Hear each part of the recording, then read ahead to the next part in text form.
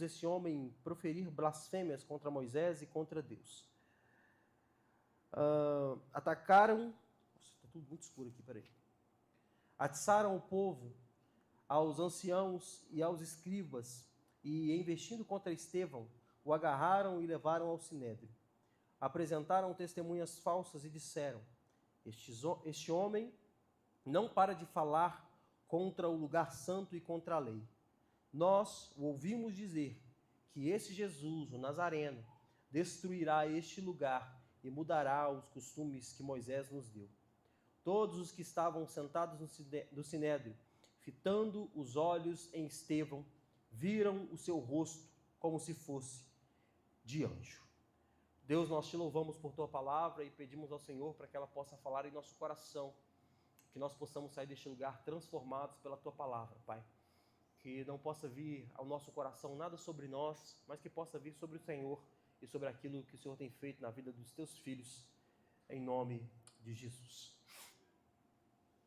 Talvez se nós estivéssemos em uma série dessas que nós assistimos na Netflix e nesses streamings, esse talvez seria o capítulo mais aguardado. Se o livro de Atos fosse uma série dividida entre capítulos, entre temporadas, talvez esse seria o final da primeira temporada e envolto de muito drama e muito suspense. Porque aqui se finaliza ou se inicia a segunda e se finaliza a primeira parte da história daqueles que Cristo havia deixado para ser os seus representantes. Após a soltura e a prisão, que não foram uma vez, foram 2 vezes que os apóstolos foram presos. Na segunda vez, em sua prisão, os sacerdotes, os poderosos, queriam matar os apóstolos, mas graças à intervenção de um homem notável em Jerusalém, chamado Gamaliel, esses homens foram libertos, porque Gamaliel disse a eles: se essa religião, se isso que eles pregam for dos homens, daqui a pouco isso acaba, é fogo de palha. Mas se isso que eles estão pregando vem de Deus, não há nada que nós possamos fazer que vai lhes impedir de continuar a pregar essa mensagem. E os apóstolos saíram daquele lugar, entendendo que o Senhor estava com eles, e continuaram a pregar o Evangelho. Continuaram a ensinar que Jesus Cristo era Deus e morreu sacrificado, crucificado pelos homens, ressuscitou ao 3º dia, prometendo que um dia voltaria para buscar aqueles que eram seus. O Evangelho continuou a ser pregado. A igreja continuou crescendo, provando que o único modo, a única forma que a igreja de Jesus pode crescer é com a pregação real do Evangelho. Quando o Evangelho é exposto, quando nós falamos o que Jesus fez na cruz do Calvário, quando nós falamos a nossa expectativa naquilo que Jesus pode fazer, a igreja, como corpo de Cristo, vai crescendo. E como nós vimos na semana passada, homem nenhum pode parar o crescimento que Deus está fazendo. Se é Deus que está fazendo o corpo dele crescer, homem nenhum pode parar esse crescimento. Segundo o livro de Atos, no capítulo 2, no dia de Pentecostes, foram salvas muitas pessoas, não só de Jerusalém, mas também de outras nações. Então, com o povo da igreja em Jerusalém, não tinham só judeus, tinham pessoas de outras nações que estavam presentes no dia de Pentecostes, inclusive gregos, que aqui nós lemos como os helênicos, que é o mesmo povo, né? O grego e o helênico é o mesmo povo. Porém, nesse contexto atual, a Grécia estava vindo como tida como uma grande nação. Por quê? Porque alguns poucos anos atrás, Alexandre o Grande tinha conquistado todo o mundo conhecido. Alexandre o Grande, a Bíblia não cita, mas você deve ter estudado isso na sua escola em algum momento, ou se não estudou, ainda vai estudar. Alexandre o Grande já havia conquistado tudo o que havia para conquistar. E segundo a história, ele morreu de tristeza e depressão aos 30 e poucos anos, porque não tinha mais nada para conquistar. Então todo mundo conhecido tinha a sua cultura helênica ou grega. Então, no dia de Atos 2, no dia de Pentecostes, também tinham gregos no meio do povo. Também tinham pessoas que eram da Grécia, que se converteram e estavam lá juntamente com os apóstolos. E o que nós vemos aqui é que era esse povo, que eram os gregos, estavam juntamente com a igreja e surge um problema. Talvez o primeiro grande problema administrativo da igreja, que é qual? As viúvas dos gregos não estavam sendo servidas, porque o dever de pregar a palavra de Deus, o dever de ensinar a palavra e o dever de servir às mesas estava ficando nas costas dos apóstolos. Então os apóstolos tinham que, além de ensinar, além de pregar o evangelho, os apóstolos tinham que servir às mesas, e isso estava fazendo com que as viúvas ficassem sem o alimento diário para se alimentar. O primeiro problema da igreja é administrativo, talvez não o maior, porque o maior talvez tenha sido de Ananias e Safira, mas o maior problema administrativo era, tá ficando gente sem comer. Tem gente vendendo propriedade para alimentar todo mundo, mas tem gente que está ficando sem comer. E aí a palavra de Deus diz que os diáconos, os apóstolos, resolveram escolher para servir ao povo os diáconos. Os apóstolos resolveram escolher homens para servir à mesa do povo. E esses homens foram chamados de diáconos. E a palavra diácono significa exatamente isso: aquele que serve, ou aquele que ajuda. Então, enquanto os apóstolos estavam ensinando a palavra, se focando naquilo que deveria ser feito, os diáconos estavam servindo a mesa, ou melhor, foram escolhidos para servir a mesa. E os apóstolos escolheram 7 homens para fazer essa missão de servir as mesas. Porém, esses 7 homens tinham que ter algumas coisas em comuns. O quê? Primeira coisa, para ser diácono, nos dias de Atos, os homens deveriam ter uma boa reputação. Para ser um diácono, para servir a mesa, os homens precisavam ter uma boa reputação. E a segunda característica desses homens, eles deveriam ser cheios do Espírito Santo. Para servir mesa. Boa reputação e cheios do Espírito Santo. E aí, mediante a essas características, eles chegaram a 7 nomes. Quais foram os nomes? Filipe, Prócoro, Nicanor, Timão, Pármenas, Nicolau, e um nome talvez mais conhecido é o nome de Estevão. Todos tinham boa reputação. Todos eram cheios do Espírito Santo. Porém, dentre esses 7 homens, tinha um que se destacou mais do que os outros 6. Tinha um que era mais intenso.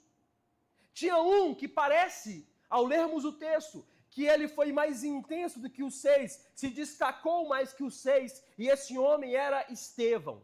E a palavra de Deus diz que Estevão, esse diácono, era um homem cheio de fé, poder e sabedoria. Ele não era um dos apóstolos, mas ele estava andando perante o povo, e o que se notava dele é que ele era um homem de fé. Era um homem que cria naquilo que os apóstolos criam. Era um homem que tinha poder em suas palavras ou até em seus atos. E era um homem também cheio de sabedoria. Tanta fé, tanto poder e tanta sabedoria que despertou a ira de alguns homens que estavam cercando. Homens que não tinham muita coisa para julgá-lo. Por quê? Porque ele tinha uma boa reputação. E porque ele tinha uma boa reputação, os homens não tinham que falar para Estevão ou sobre Estevão. Aí a palavra de Deus diz que eles tiveram que mentir para falar sobre aquele homem. Tem um homem que diz isso, não vou lembrar o nome dele, mas é um famoso escritor que ele diz: viva uma vida pela qual a sua reputação seja tão boa, de que as pessoas terão que mentir para falar algo contra você. As pessoas tiveram que inventar que Estevão estava falando aquilo que ele não estava falando, que ele estava falando mal de Moisés, que ele estava falando contra Moisés, que ele estava falando contra Deus, falando que Jesus iria destruir aquilo que eles estavam fazendo, sendo que era uma mentira. Mas eles estavam dizendo isso por quê?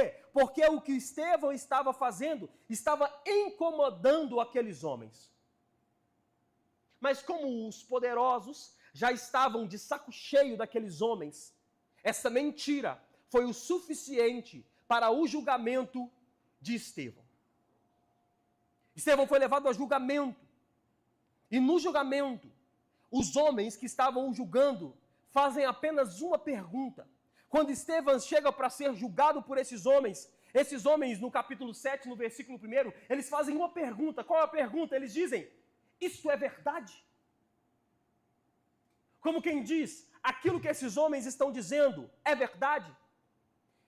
E o julgamento de Estevão não saiu como esses homens pensavam. Por quê? Porque deram a palavra para ele. E aí na palavra de Estevão estruturou um dos sermões mais impactantes da história da igreja. E eu vou tentar resumir um pouco esse sermão. Primeiro, Estevão diz que foi Deus quem mandou Abraão sair da tua terra para ir para a terra que ele estava lhe mostrando. Ou seja, aquele homem que eles admiravam como sendo o pai da fé, ele não foi por acaso. Foi o próprio Deus quem mandou ele sair de um lugar e ir para outro. E Abraão fez a vontade de Deus.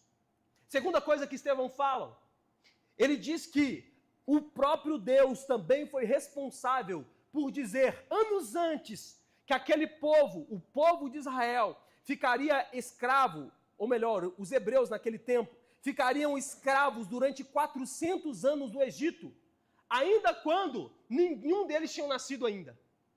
Ele diz para Abraão, esse povo vai perecer durante 400 anos no deserto. Deus diz isso a Abraão. E aí Estevão diz, Deus previu, ou melhor, Deus decretou que isso acontecesse. A terceira coisa, Estevão diz que Deus permitiu que Abraão gerasse Isaque.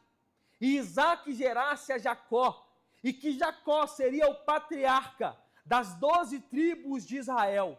E entre esses 12 filhos que geraram as 12 tribos, estaria um homem chamado José. E que esse José sofreria na mão dos seus irmãos. Esse José seria vendido pelos seus irmãos. Ele sofreria no Egito. E no Egito ele também se tornaria governador de uma das maiores nações do seu tempo. E com isso ele salvaria o povo de Israel, trazendo o povo para o Egito. Estevão também diz que após José trazer o povo da sua terra para o Egito para ser alimentado, José viveu um grande tempo com esse povo, com fartura. Porém, José morre. E quando José morre, esse povo é escravizado durante 400 anos. E depois de ser escravizado por 400 anos, nasce um libertador chamado Moisés, que foi o responsável por libertar esse povo da escravidão. Estevão também trata no seu sermão que o mesmo Deus conduziu esse povo pela passagem no Mar Vermelho. E também foi o mesmo Deus que enviou sinais, prodígios, e que sustentou esse povo no deserto durante 40 anos. Roupa crescendo no corpo, maná caindo do céu, água saindo da rocha. Esse mesmo Deus sustentou o povo no deserto. Estevão também diz que depois de alguns anos, o próprio Deus entrega a planta do tabernáculo nas mãos de Davi. E Davi não constrói o templo, mas quem constrói o templo é o seu filho Salomão. E Salomão gasta energia, tempo, força e dinheiro para construir o templo, para que esse Deus que agora eles diziam que eles adoravam, fosse adorado. Foi o mesmo Deus que tirou Abraão de onde estava, e estava naquele momento no templo que esses homens diziam que adoravam a esse Deus. Foi o mesmo Deus que enviou o Cristo Jesus que eles haviam acabado de crucificar. Em outras palavras, Estevão estava dizendo, sabe esse Deus que tirou Abraão da terra que ele estava, levou para outro lugar, fez com que o povo passasse por tudo isso, fez com que Salomão levantasse um templo. Esse mesmo Deus foi o Deus em que entregou o seu filho e vocês o crucificaram.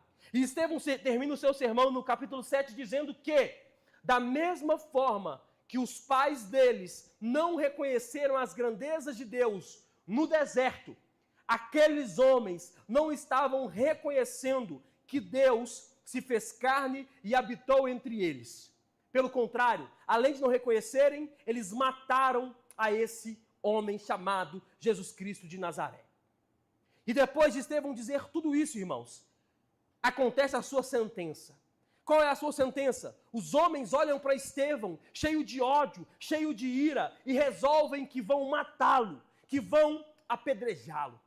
Mas como não se bastasse, a Bíblia diz que Estevão, cheio do Espírito Santo, ele olha para o céu, e quando ele olha para o céu, ele vê o Filho de Deus em pé, à direita do Pai. E aí quando ele vê isso, os homens olham para ele e resolvem que é a hora de sacrificar o primeiro homem por causa de uma mensagem na terra. Por causa do seu sermão, por causa da sua sabedoria, porque era um homem cheio de fé, cheio de sabedoria. Não foi um apóstolo o primeiro que morreu por causa de Jesus.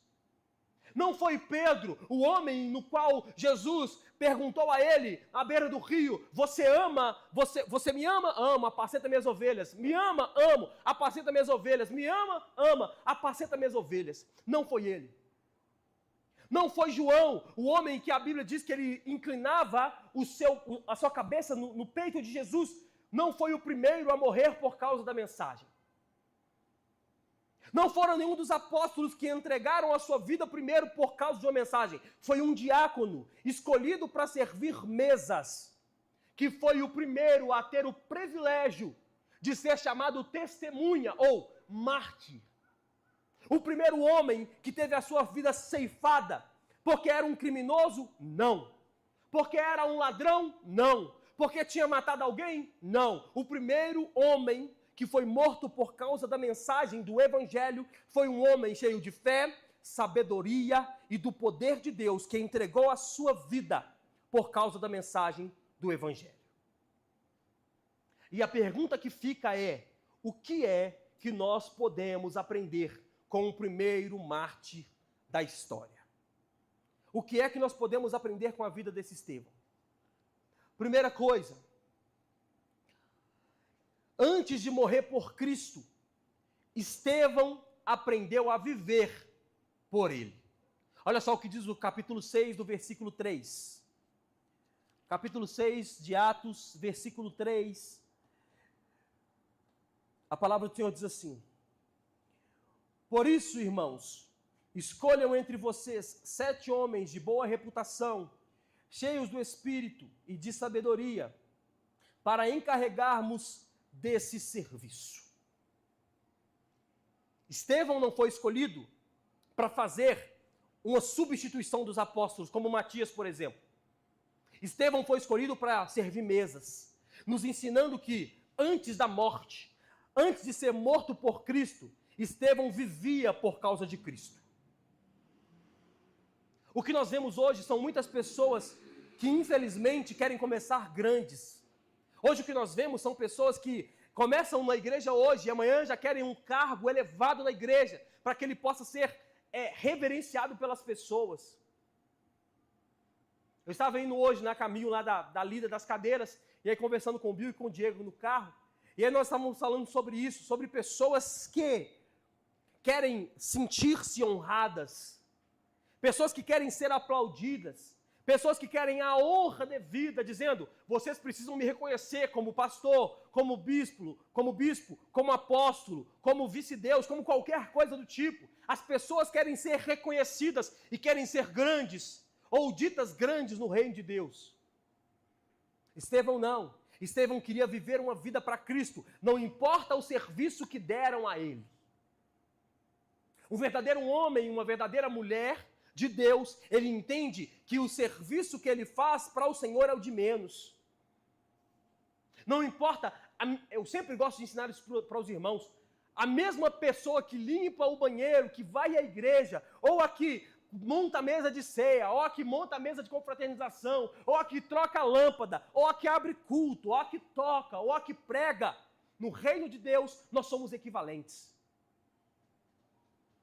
Eu não sou maior do que você, porque eu seguro o microfone e prego aos domingos. Eu não sou melhor do que você, porque eu seguro o microfone e prego nos domingos, ou talvez eu tenha uma ordenação como pastor. Não sou maior ou melhor do que ninguém. Quem entendeu o reino de Deus, quem entendeu aquilo que Deus quer fazer no nosso meio, entende que nós não devemos buscar cargos altos, mas nós devemos buscar fazer a vontade de Deus e viver uma vida segundo Ele quer que nós vivamos.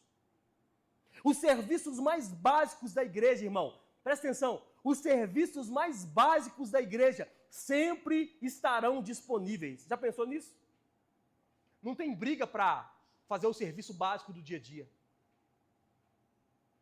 Os serviços básicos da igreja sempre estarão disponíveis. Eu me lembro que quando eu já era pastor, já uns 8 anos atrás, e aí eu me lembro que certa vez eu limpando a igreja, limpando o banheiro, uma pessoa me perguntou, o que você está fazendo? Eu falei, simples, limpando o banheiro. A pessoa disse, mas você é pastor, você não pode fazer? Eu falei, aonde está a cartilha que eu não posso limpar um banheiro?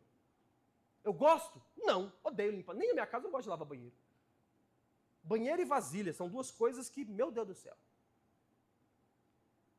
Mas eu tenho que fazer em casa. Por que eu não faria na igreja? É um serviço menor? Da onde? É um serviço em que Deus não é glorificado? Da onde? Aliás, existem lugares em que as pessoas estão adorando e agradando muito mais a Deus, lavando o banheiro, do que pregando alguma coisa, alguma heresia no altar. Existem lugares onde as pessoas estão agradando muito mais a Deus, varrendo a igreja, do que nos gabinetes, dando conselhos errados. Os serviços da igreja, os básicos principalmente, sempre estarão disponíveis. Preste atenção, viver por Cristo também é entender as necessidades do seu corpo. Viver a causa de Cristo é entender as necessidades do corpo. O que Estevão estava fazendo? Servindo mesa. Traz um pão, toma. Ô Estevão, acabou o suco. Opa, estou levando o suco. Sabe qual a curiosidade disso? Ele não só servia a mesa, mas a Bíblia diz que ele fazia isso tudo, cheio do Espírito Santo.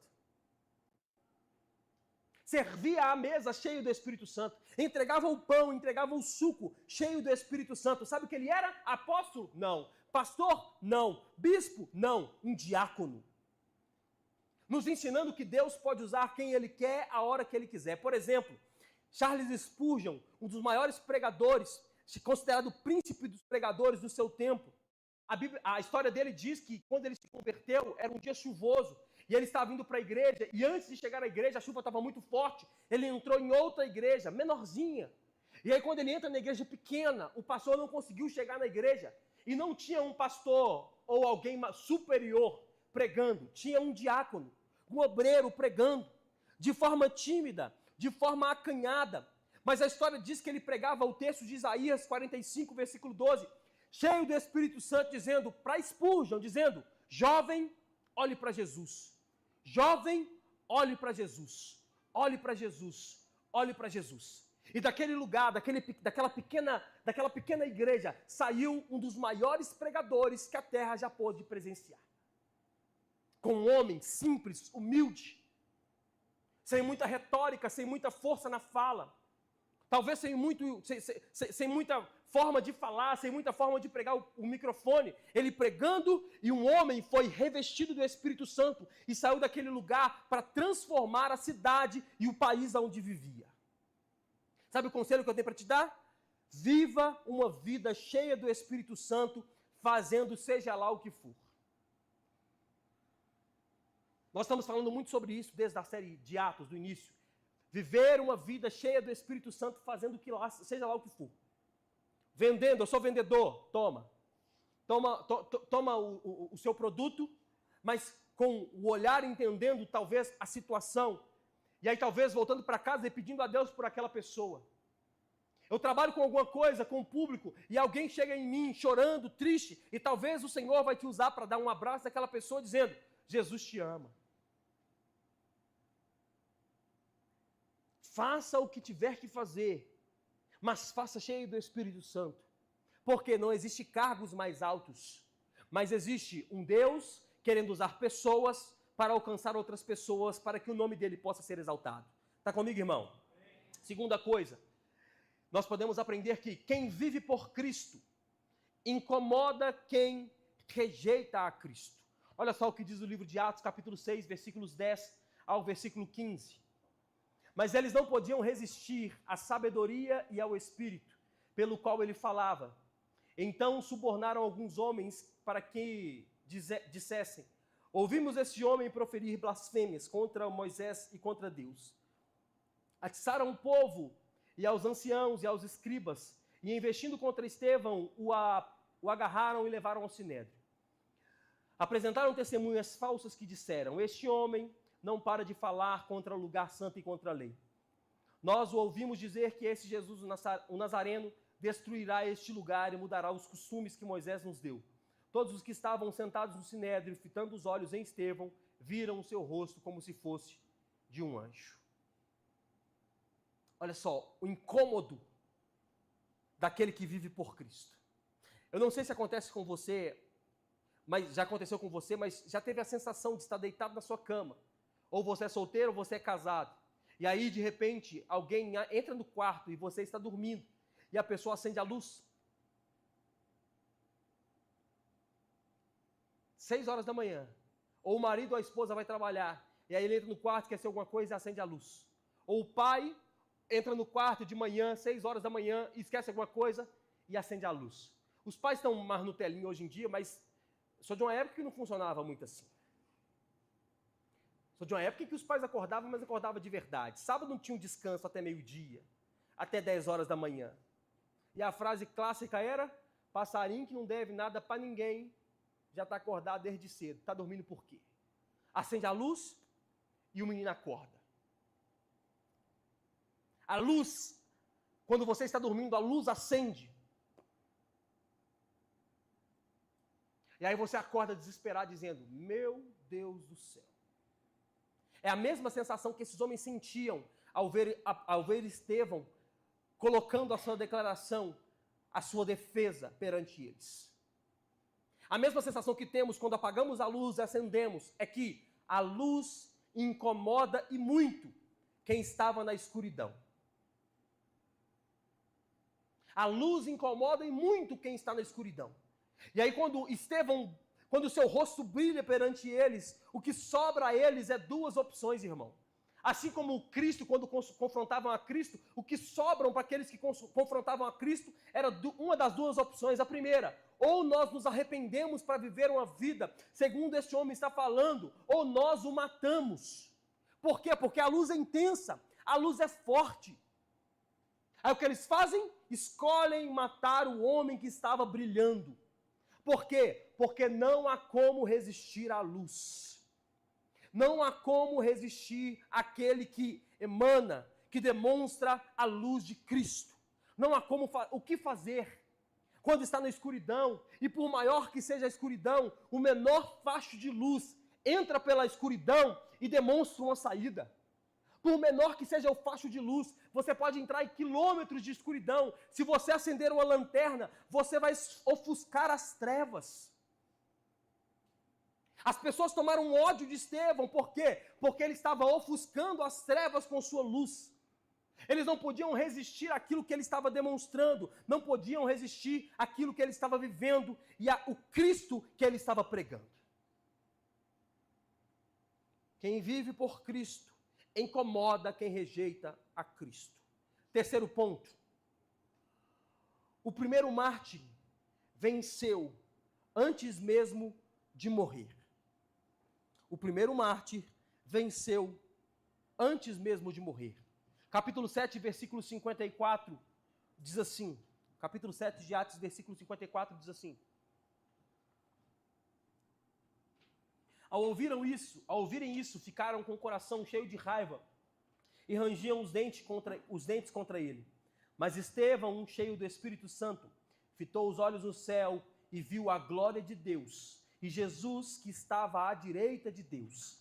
Então disse: eis que vejo os céus abertos e o Filho do Homem em pé à direita de Deus.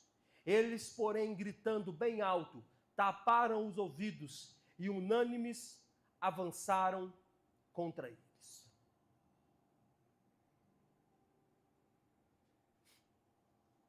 O primeiro mártir venceu antes mesmo de morrer.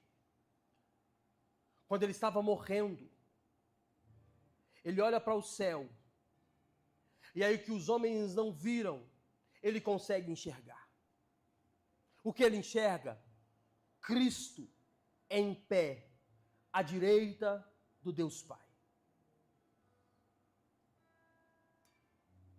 Ele venceu antes mesmo de morrer. Que morte gloriosa!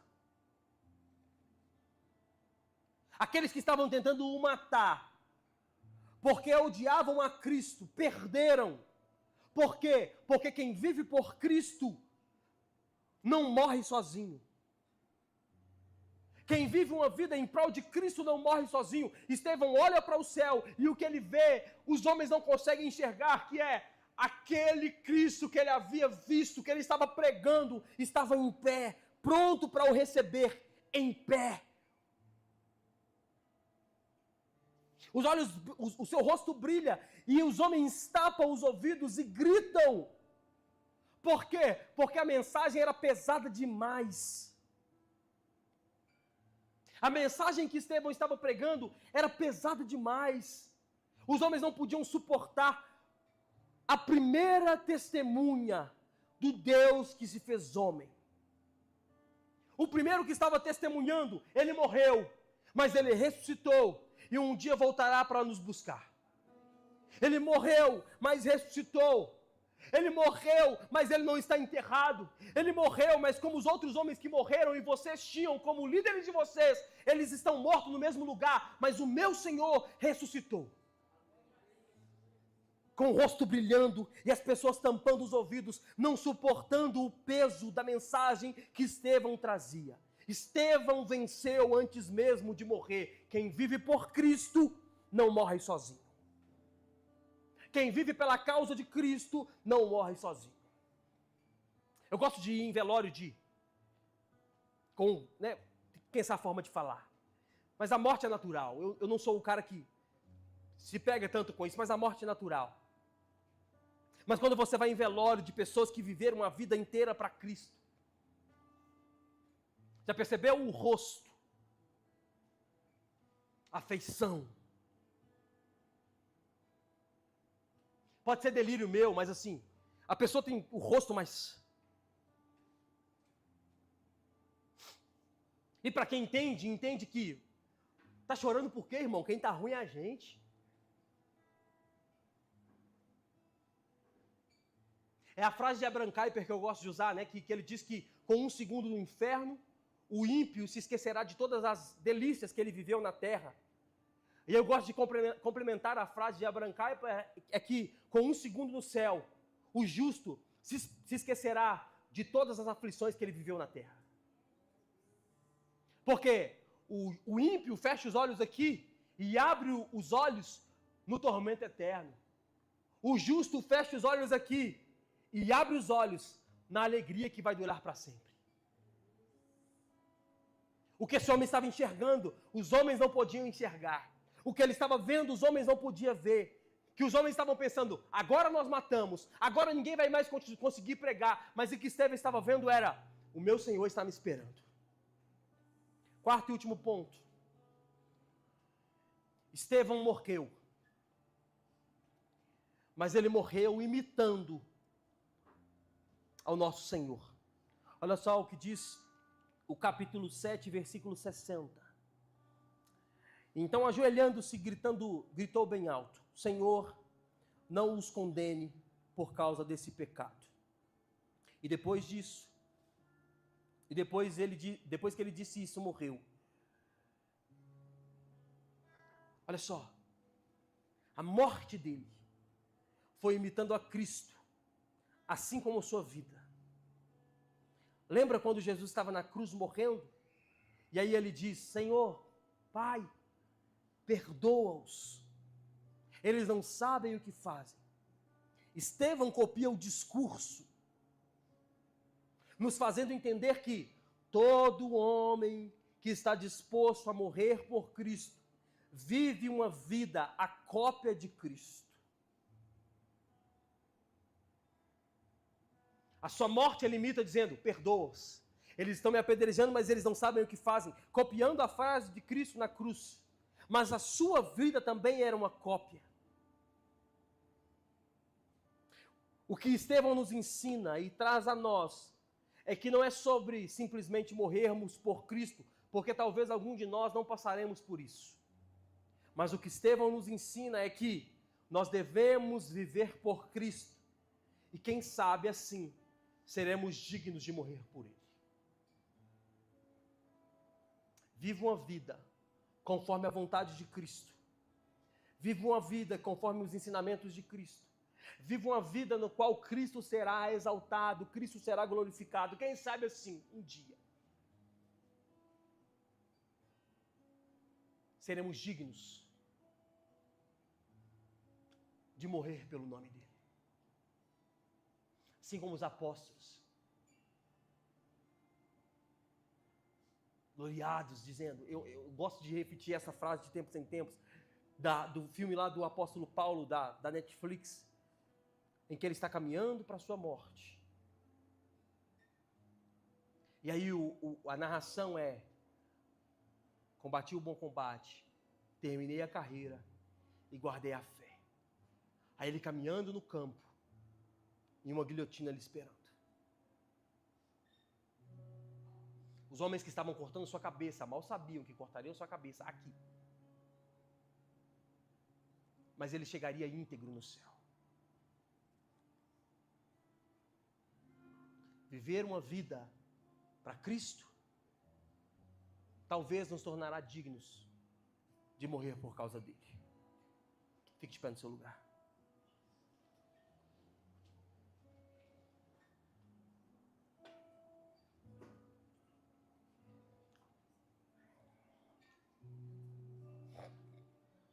Vamos orar. Nós te louvamos, Jesus. O Senhor é bom. E o que eu quero pedir ao Senhor é para que nós possamos aprender a viver a vida conforme os teus desígnios e os teus propósitos. Nós não queremos viver a vida conforme a nossa vontade, Pai. Talvez seja uma oração pesada, uma oração difícil de fazer, porque talvez amanhã nós acordaremos, meu Deus, com pedidos e ordens do Senhor para que façamos coisas que o nosso eu não vai querer fazer. Mas eu quero pedir ao Senhor para que o Senhor nos possa fazer entender, nos dar sabedoria, para que possamos viver uma vida com fé, sabedoria, cheias do Espírito Santo, para que possamos fazer a Tua vontade aonde estivermos, por onde passarmos, que a Tua vontade possa ser feita através de nós, para que pessoas possam ser impactadas, Pai. Nós queremos pedir ao Senhor, Pai, para que depois disso tudo nós não possamos nos gloriar, mas que toda glória e toda honra possa ser para o Senhor também. Obrigado pela graça de te servir. Obrigado pela graça de fazer parte do teu povo, Pai. E que nós possamos viver essa vida dia após dia, entendendo que nós estamos caminhando para nos encontrar com o Senhor. Em nome de Jesus. Amém. Pode aplaudir ao Senhor no seu lugar.